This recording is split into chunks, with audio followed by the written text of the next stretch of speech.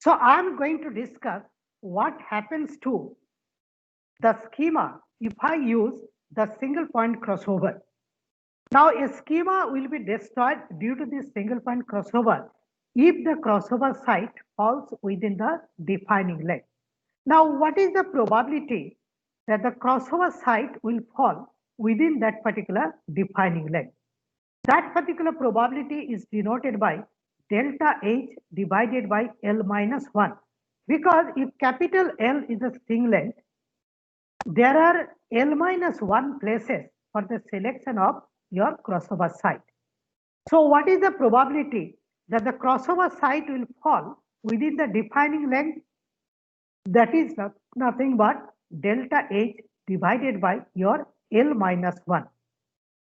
Now, so this is nothing but the probability of destruction due to this particular the single point crossover. But there is another probability, that is probability of crossover denoted by PC, and these two probabilities are independent. Now, what is the combined probability of destruction? That is nothing but PC multiplied by delta H divided by L minus 1. So if this is the probability of destruction, then the probability of survival denoted by PS is nothing but 1 minus PC into delta H divided by your L minus 1. So this is nothing but the probability of survival. And if this is the probability of survival, and now if I combine the effect of reproduction and crossover, then we'll be getting mh comma t plus 1 is greater than equals to mht multiplied by fh divided by f bar multiplied by the probability of survival, that is nothing but 1 minus pc into delta h divided by your L minus 1.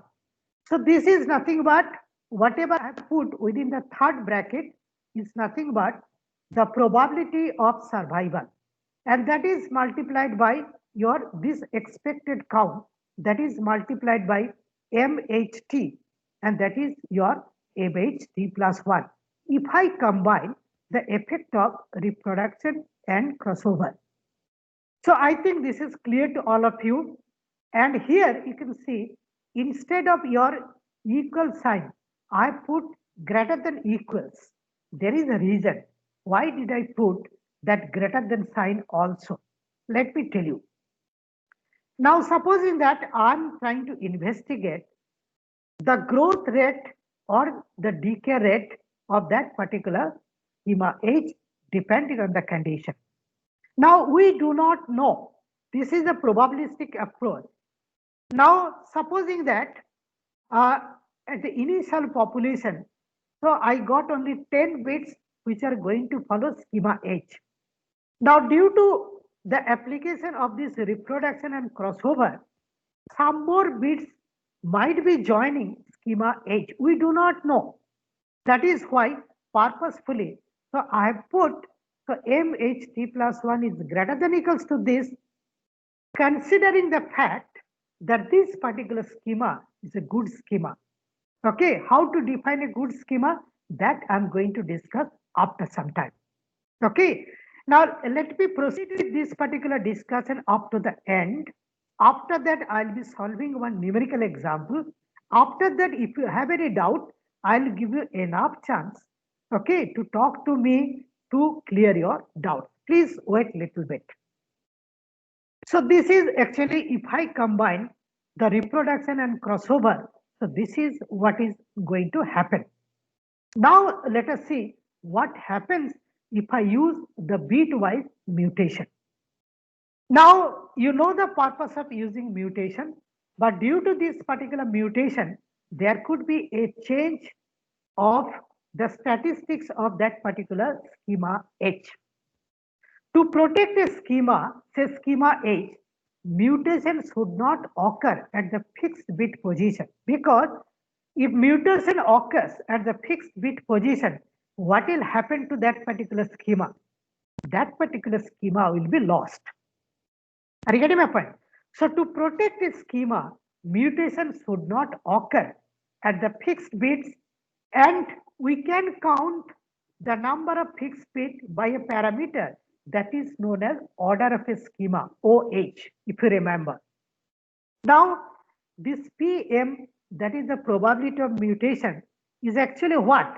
This is actually the probability of destruction for this particular schema.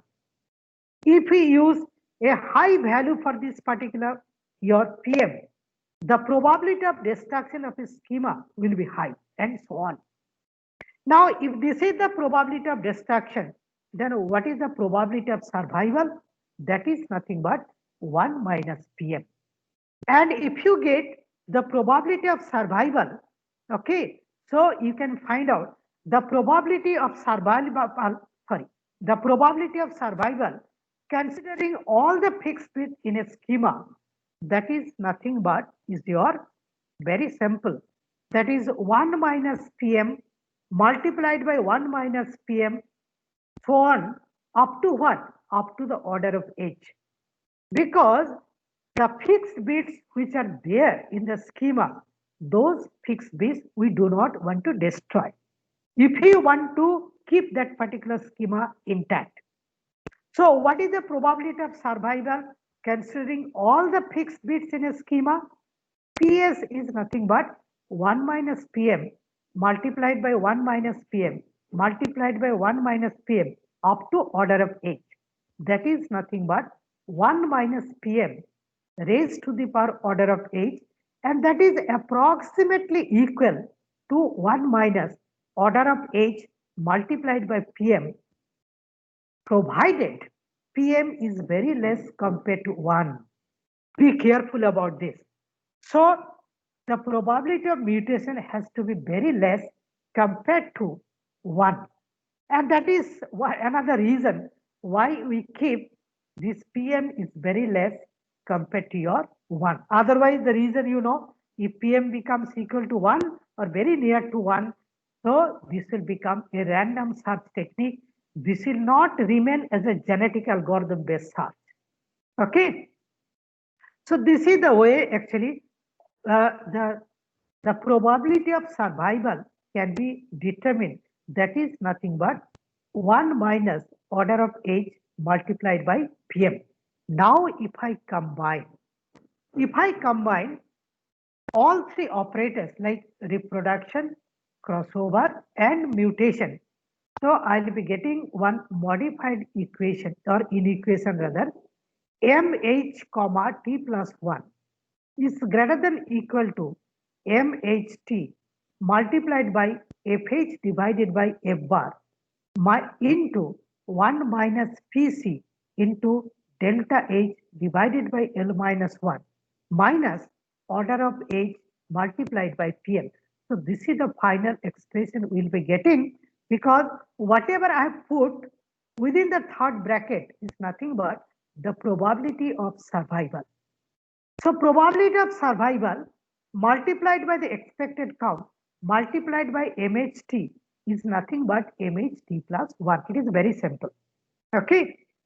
So this is the way actually we can find out whether a particular schema is going to grow and or it is going to decay with the iteration. Now I'm going to discuss a few conditions. Please listen to me very carefully. Now I'm going to discuss what is popularly known as the building block hypothesis. Now this building block hypothesis states the schema having low order, short defining length and fitness more than average fitness of the population will receive more and more copies in the future generation or iteration. What does it mean? Now you see low order. So this particular OH in this expression will have small value, short defining length. So delta H will have small value. So what will happen to the probability of survival? The probability of survival will have large value, because delta H is, sorry, OH is small, delta H is once again short or small. So the probability of survival, that is 1 minus Pc into delta H by L minus 1 minus OH into Pm. So this particular probability of survival will have some higher value, larger value. That is multiplied by expected count.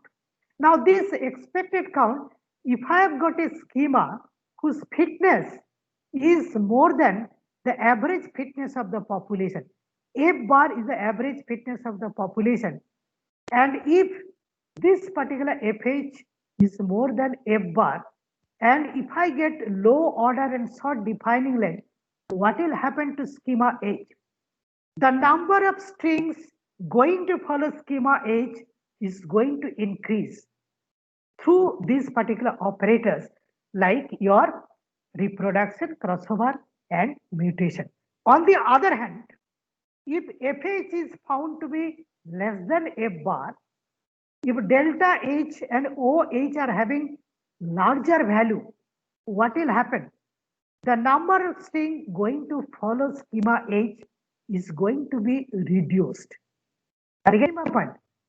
So this is the way we can find out whether the number of strings going to follow schema H, whether it is going to increase or decrease due to the application of this particular reproduction, crossover, and mutation.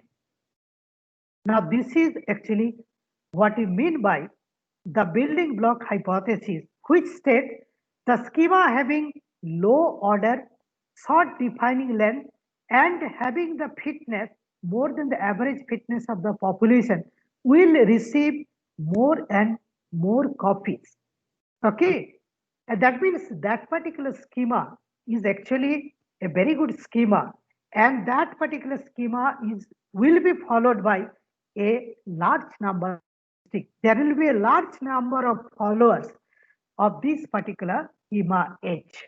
Okay, let me take another very similar example. Supposing that I want to build a very strong building. If I want to build a very strong building, the quality of the bricks should be good. The quality of the cement has to be good.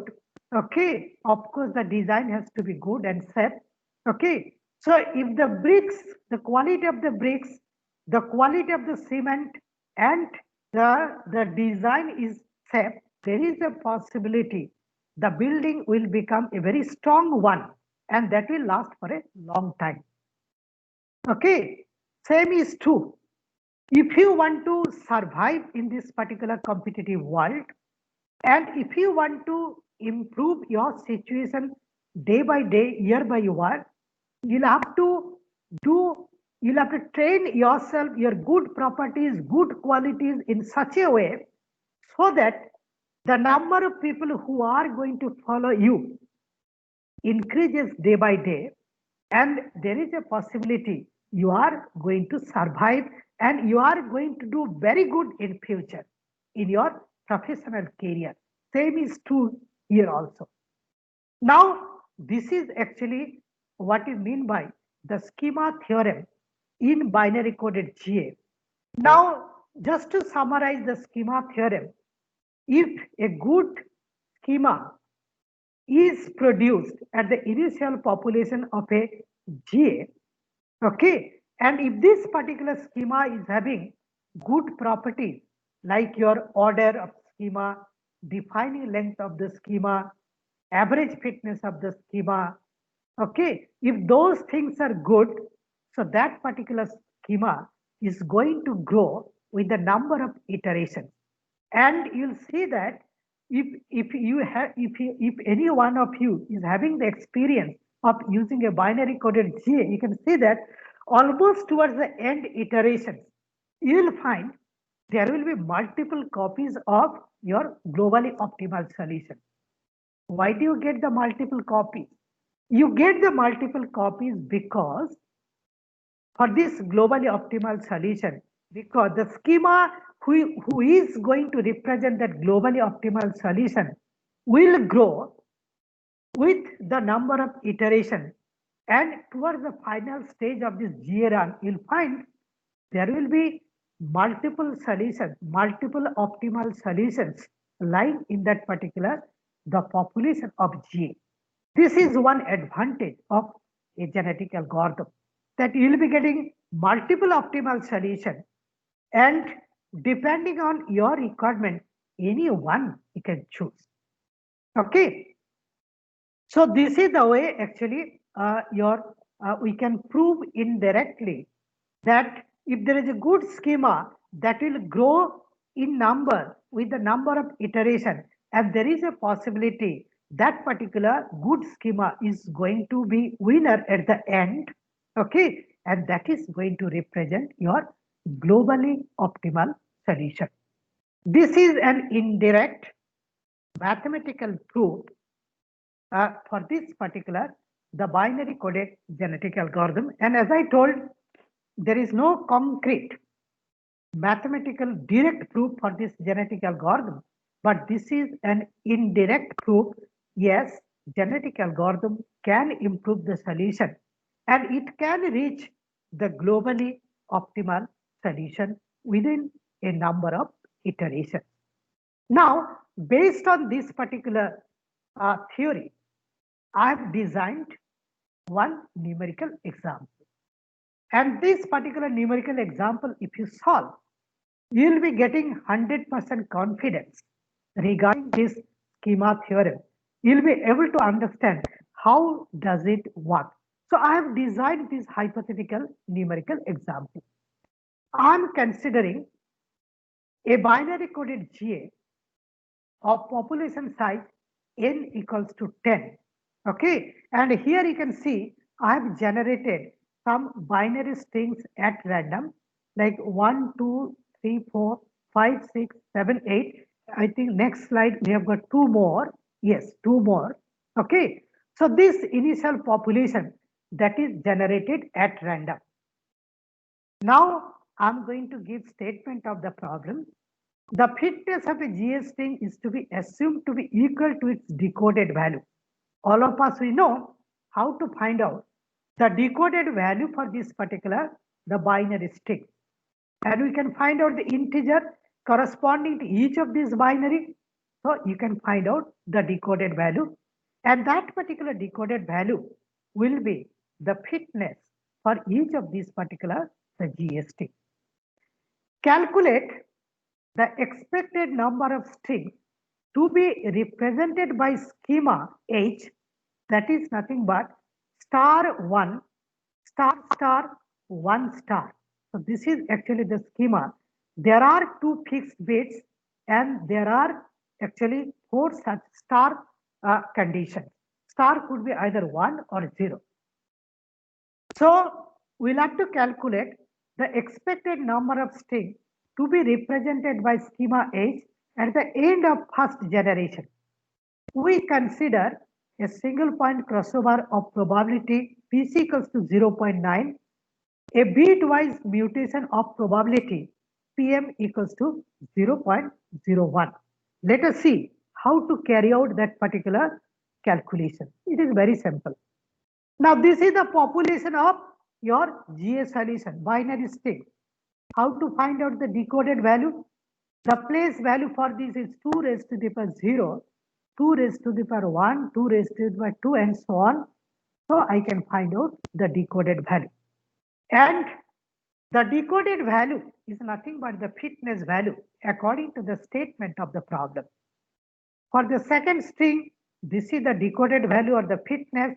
Third fitness is 23, fourth 56, fifth 22, then we are getting 38, 25, 37, 51, 25, and the sum of the fitness values is nothing but 333. Now, if you see that particular schema, that schema H, so I'm going to see this schema H. So this particular schema H will be followed by these binary string. So this is nothing but the third one, then the fifth one, and this is nothing but the ninth one. So third, fifth, and ninth GST are going to follow that particular schema H. Okay, others are not going to follow that particular template. Only, so these three GSTs are going to follow that particular schema H. If this is the situation, average fitness for the whole population, you can find out 333 divided by 10, that is your 33.3. And we can also find out what is schema fitness. That is, you'll have to find out the summation of 23 plus 22 plus 51. You'll be getting some number that has to be divided by 3. That will be your schema fitness or FH. So the schema fitness or FH is nothing but 32. Okay. So till now we have determined the total fitness of the population, average fitness of the population, and schema fitness, that is denoted by FH. Okay. What is MH, 1? How many strings are going to follow schema H? Only 3. Okay. So that is why MH, 1 is equal to 3. Now, PC equals to 0.9, probability of crossover. Probability of mutation is 0.01.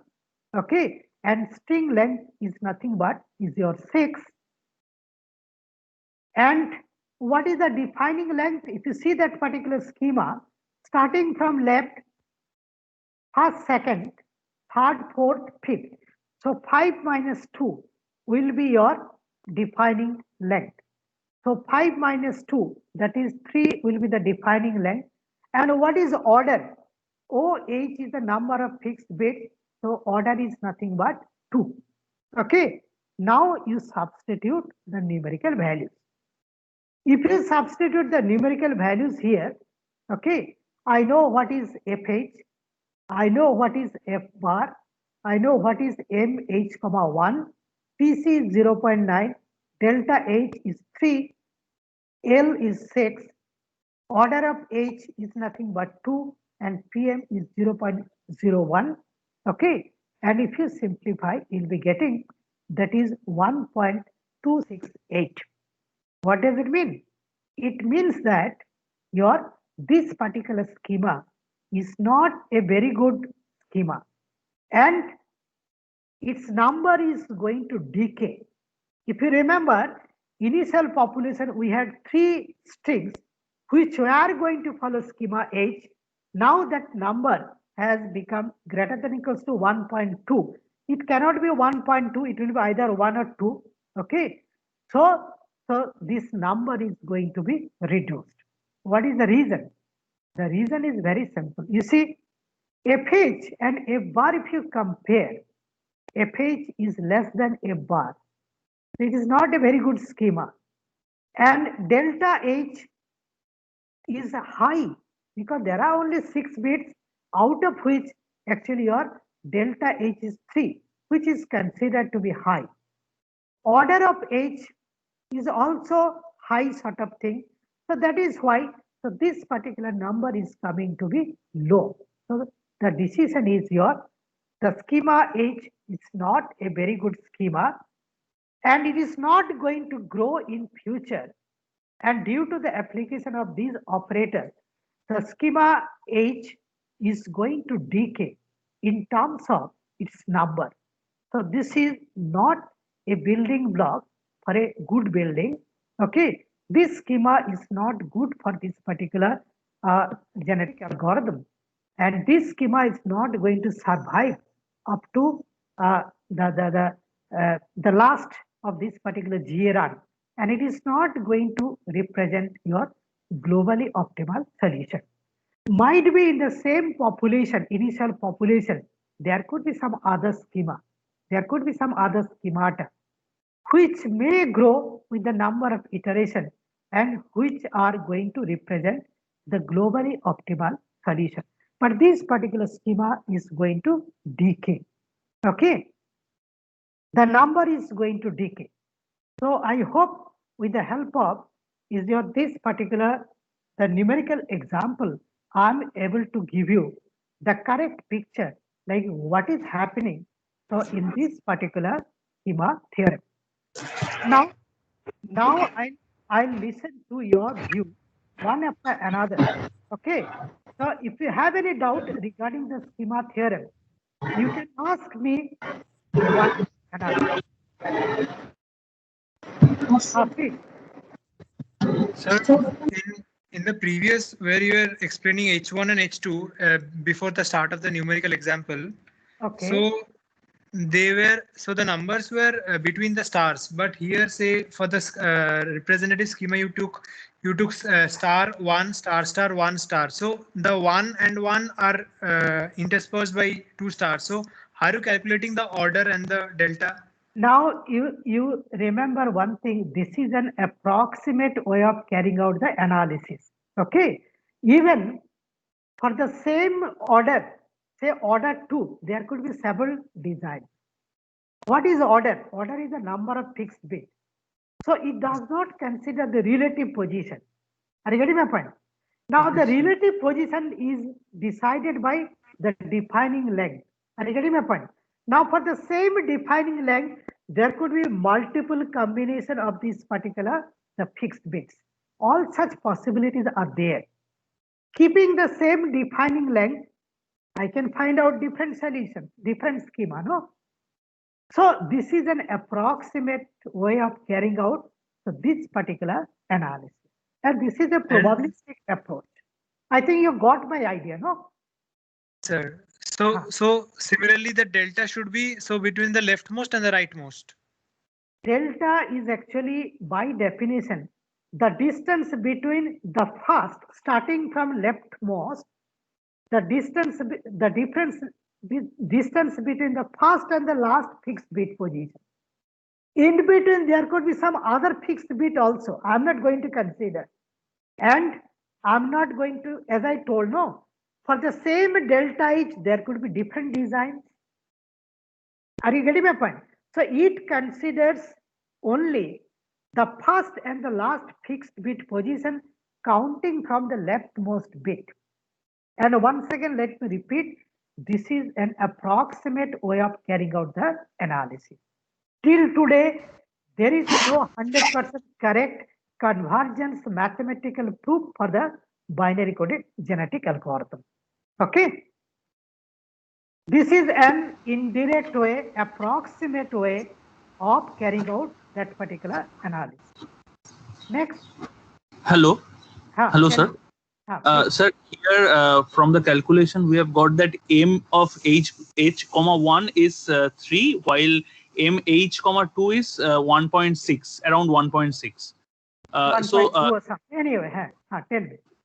Sir, but if from a particular calculation we get m h comma 2 or the next generation m of the next generation in the vicinity of the first generation, means around 2.9 or around 3, then what can we conclude? Then we can conclude that this is an average schema and its number is going to be kept more or less constant. Let me take a very simple example. Don't take it other way. It's a very simple example. Supposing that if you get a very good professor, Professor X, say Professor X is having all good qualities. Are you getting my point? So Professor X is going to improve, okay, year after year, and he is going to reach the top. Are you getting my point? On the other hand, Professor Y might be, unfortunately, qualities are not so good. So the number of people going to follow Professor Y, his activities or her activities is going to be reduced. Okay. And gradually you'll find that so that particular Professor Y is not going to gain at the end. Are you getting my point? This is true for any people. Why professor? It is true for you also as a student. If you have all good qualities, nobody can stop. Okay, you'll go to the top and you'll make a very good progress in your professional career. On the other hand, if you do not cultivate all such good qualities, if you do not practice all such good qualities, what will happen to you? You may not be able to reach that particular good level, I should not say the topmost level, good level in near future. Are you getting my point? So this particular schema theorem is going to tell you many things, like how to optimize your good properties, how to cultivate your good properties, how to do the optimal planning of your resources so that you can do very good in your life. I think I am clear to all of you. Okay. So these are all mathematical expression, but these are all physical explanation. It has got a physical meaning. Same is true for genetic algorithm. Okay, as if genetic algorithm, the way it works, okay, as if a particular human being is living his life. Are you getting my point? I think I am clear to all of you. Any other doubt? Hello. Please. Hello, sir. Sir, one thing I have missed the term that is DLH by L minus 1. What is this probability? DLH by, supposing that the string length, the number of bits which I am going to assign to represent a variable is denoted by capital L. So if that is denoted by capital L, how many places are there for crossover site selection, single point crossover? L minus 1. Okay. So out of this L minus 1, any place will be selected at random for the crossover site. Okay. Now what is defining length? Defining length is the distance between the first and the last fixed bit position. Now, if I want to keep one schema H intact, I do not want to select my crossover site within that particular defining length. Because if I select the crossover site within the defining length, there is a chance that that particular schema will be lost due to the single point crossover. Okay, so what is the probability that the crossover site is going to fall within the defining length? That is nothing but delta H divided by L minus 1. So this is the probability that crossover site, that means that particular schema H is going to be distracted due to this single point crossover. I hope I am clear to you. Okay. Any other thing? Suppose I have. I'm not getting your point. Your voice is not clear. Now it's clear. Tell me, let me see. Yes, sir. Another thing is, suppose in two schemes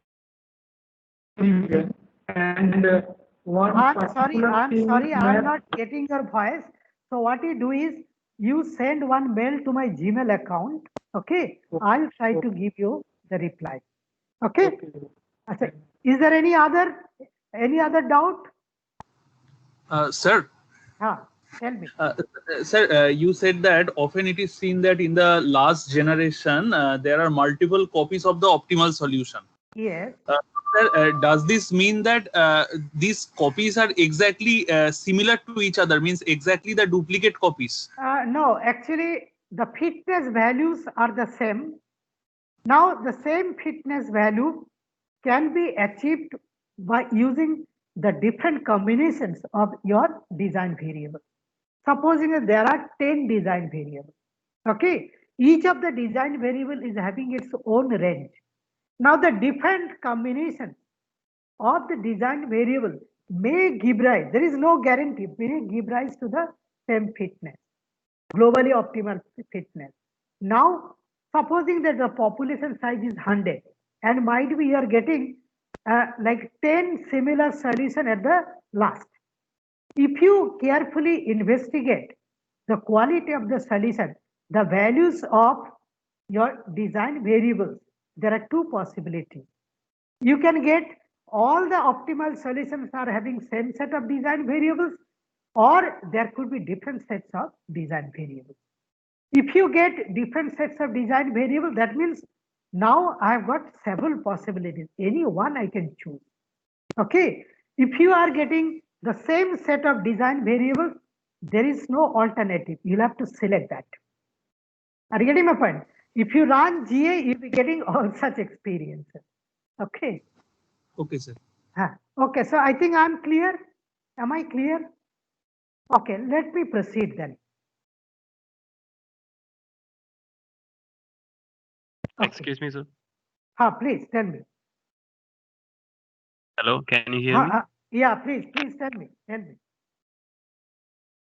Okay. I mean, I have the same doubt. I mean, somebody asked you about that probability of destruction, this particular delta H divided by L minus 1. Can you please clarify it a bit more? I've already clarified. I mean, what is delta H?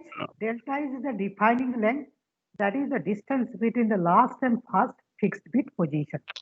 What is L minus 1? The number of possible locations for the single point crossover.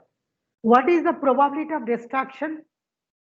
That is delta H divided by L minus 1. Because we do not want to destroy any schema, and if the crossover site lies within the defining length, there is a chance of destruction, which is not allowed. Are you getting my point? That is why the probability of destruction is nothing but delta H divided by L minus 1. I think I'm clear? Yes. Thank you, sir. Okay, Thank you. okay. Now I'll request all of you to mute again. Don't talk. Let me proceed. Okay. Now we have discussed the working principle of binary coded GA. We have solved the numerical example, and we have also discussed the schema theorem of binary coded GA. Now remember, this binary coded GA is not foolproof. There are some problems. There are some limitations, which I'm going to discuss. Okay. Now the first point which I'm going to discuss, it is unable to yield any arbitrary precision in the solution. Okay. Now supposing that there are 10 design variables. Okay. Now out of 10 design variables, in the first variable I need more precision, more accuracy compared to the last variable. If that is so, then I have to assign more number of bits to represent x1 and comparatively less number of bits to represent the last variable. And supposing that I know that number of bits to be assigned to represent each of these particular the 10 variables. And if I just add their number, I'll be getting the string length that is denoted by capital L. Okay, I think I'm clear to all of you. Now, the higher the value of L, more will be the computational complexity, because binary coded GA, its computational complexity level has been calculated as L log L. Capital L is nothing but the string length, and its computational complexity, that is nothing but the CPU time, some of you might be knowing, is in the order of capital L multiplied by log of capital L. Okay, what is capital L log of capital L? That is more than L, that is the linear, and less than L square, that is non-linear. Are you getting my point? So L log L lies between L and L square. I hope I'm clear to all of you. Okay, so GA will become more and more complex if you assign more number of bits to represent a variable, or if you allow that particular capital L to be a very large value. Are you getting my point? So the more the number of bits you assign to represent the variable, the slower will be the genetic algorithm, because computationally it will become very slow. Are you getting my point? So we cannot yield arbitrary precision for the real variables in binary coded GA. And what is the remedy? The remedy is we'll have to go for the real coded GA. For the variables will be represented by the real numbers in place of binary. That I'll be discussing in much more details in future. Okay. Another problem I'm going to tell you, which is also very difficult situation. Supposing that I've got an optimization problem having 10 design variables, and let us suppose I'm using 10 bits to represent each of the variables. Now, if I use 10 bits to represent a variable, the whole search space for a particular variable, I'm dividing into 2 raised to the power 10 minus 1. This I've already discussed. Now 2 raised to the power 10 is what? 1024 minus 1. This will become 1023.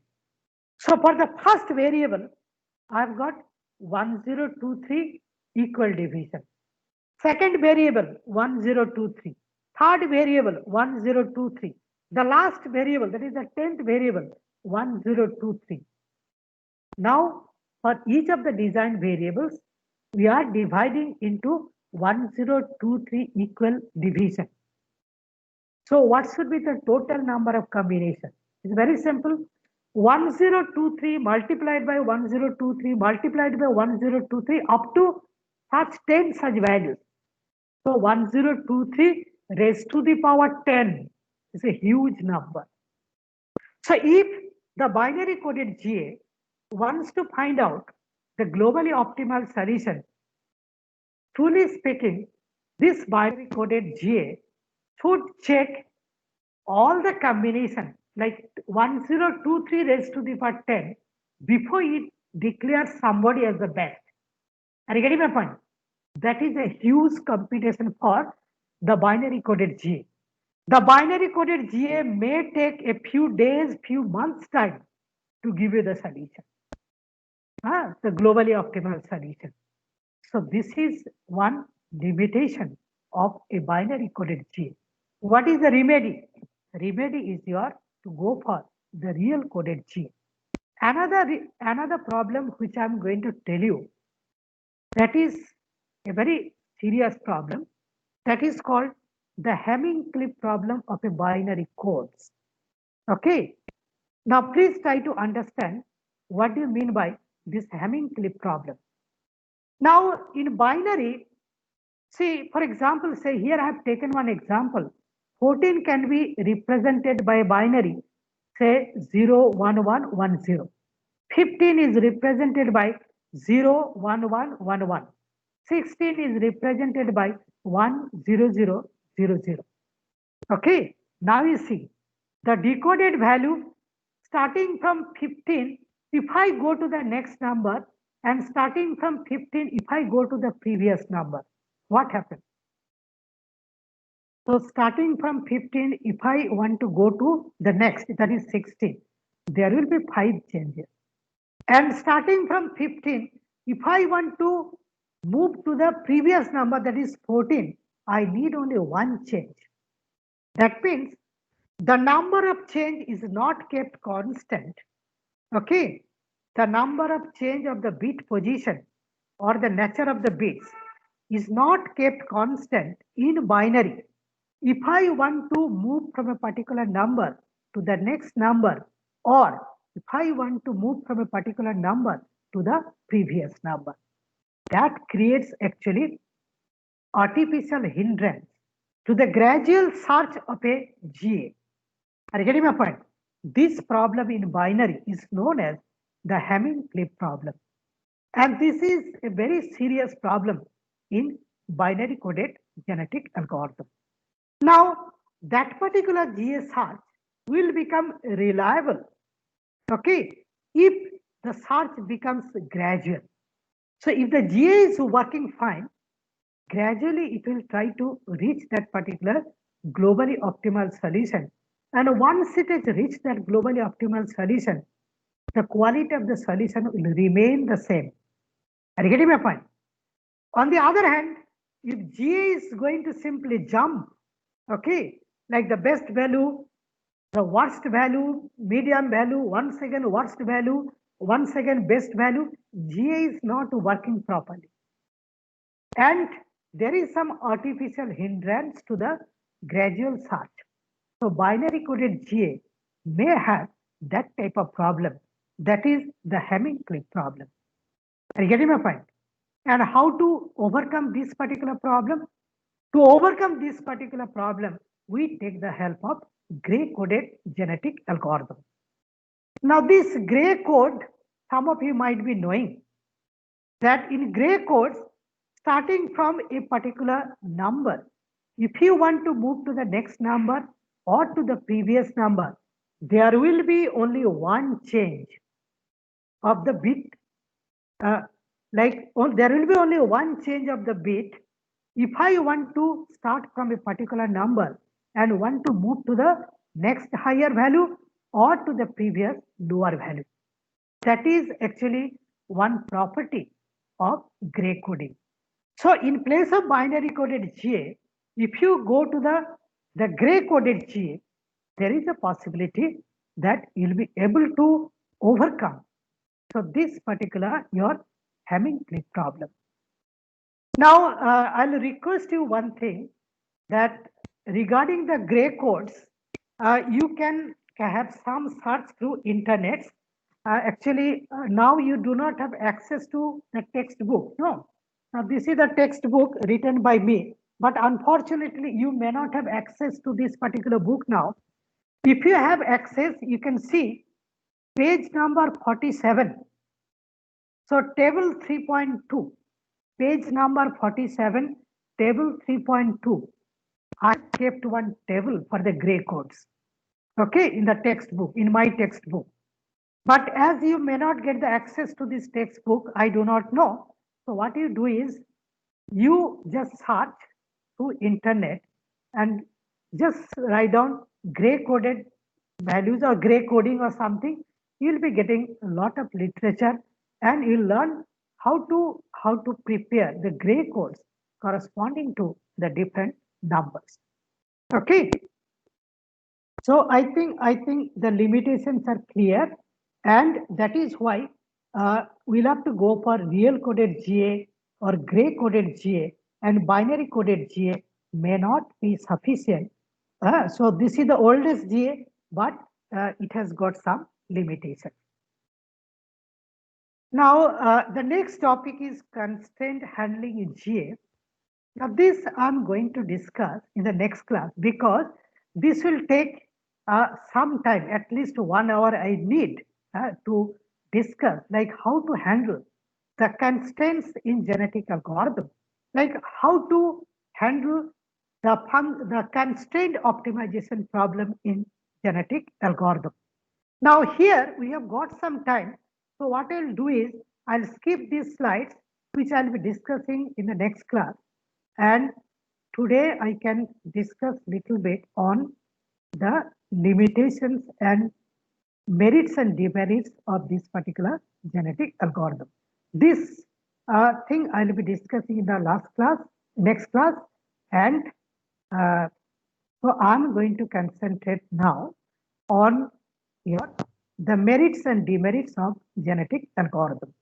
Most of the things I've already discussed. Let me quickly discuss those things. Advantages of genetic algorithm. The chance of a GA solution for being trapped into the local minima is less. Okay, this is very important. Now, genetic algorithm is a population-based approach. Okay, supposing that the population size is 100. Out of 100, if I can generate at least one solution which is lying on the global basin, there is a possibility that you'll be able to hit the globally optimal solution. Now, supposing that in the initial population, no solution is lying on the global basin, all are lying in the local basin. Now, your operators like crossover and mutation are going to help you just to push one solution to the global basin. This I have already discussed. Now, if you can push at least one solution to the global basin, there is a possibility GA will be able to hit that globally optimal solution. So the chance of a genetic algorithm solution for being trapped into the local minima is less. Can handle integer programming mixed integer programming problem. This I have already discussed. Integer programming problem means where all the variables are integers, whole number.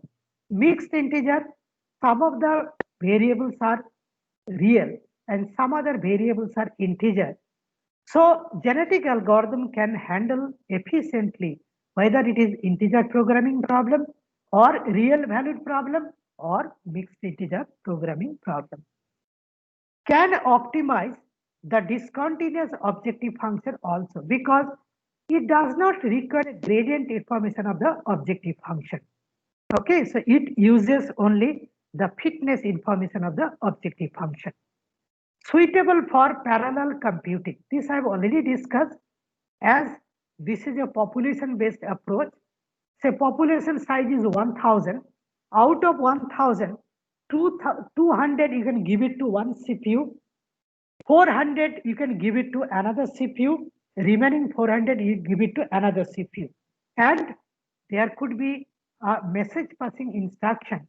So one CPU is going to communicate with other CPU through the MPI algorithm or the message passing algorithm. Now, as it is a population-based approach, it is suitable for parallel computing. It is a versatile optimization tool.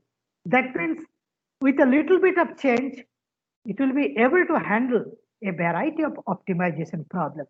This is one advantage of the genetic algorithm. Now, of course, there are a few disadvantages. It is computationally expensive and slow convergence rate. This I've already discussed several times because computational complexity is L log L. L indicates the number of bits we are going to use to represent the GST. It is a black box optimization. Truly speaking, it is not 100% black box optimization as on today. I'll be discussing in details. Like we can enter GA and see what is happening inside, the way the schema processing is going on. Okay, so this is not 100% black box. Previously, it was black box optimization, but it is not 100% black box now. We have also personally, we have got some contribution in this particular field. I'll be discussing and we can see what is happening approximately inside the GA during this particular optimization. Till now, there is no mathematical, concrete mathematical convergence proof. This I've already mentioned, but we have got some indirect proof like schema theorem sort of thing, which is going to help us to understand that GA can reach the globally optimal solution. Users should have a proper knowledge of the grammar of the genetic algorithm. Otherwise, it will not work. And I've already discussed. So how to decide the optimal GA parameters? And unless you can decide the optimal GA parameters, there is every possibility your genetic algorithm may not work properly. So you'll have to know the grammar of genetic algorithm. Then only you will be able to use it properly. So these are all demerits, merits and demerits of genetic algorithm. I hope I'm clear to all of you. We can spend some time if you have any doubt. Anybody who is having any comment?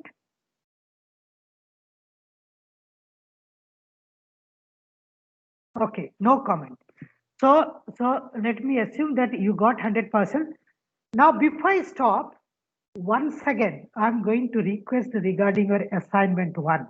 Please submit by 15th because most probably on 16th or 15th itself, you will be getting your assignment 2. Okay. So all of you, please submit the assignment 1 by 15th September by following the instruction which I've already given through my ERP mail. Okay, please do not send it directly to my email account. I've given all the instructions through my ERP. Those who joined late, you talk to your friends, okay, and request them to forward the mail because already I've I've sent that particular mail twice. So please try to find out from your friends and submit the assignment 1. And as I told, assignment 1, PPT files, your video files, all such things I've put on the tray of this Microsoft Teams. So you'll be getting the full access from there. Let me stop here today.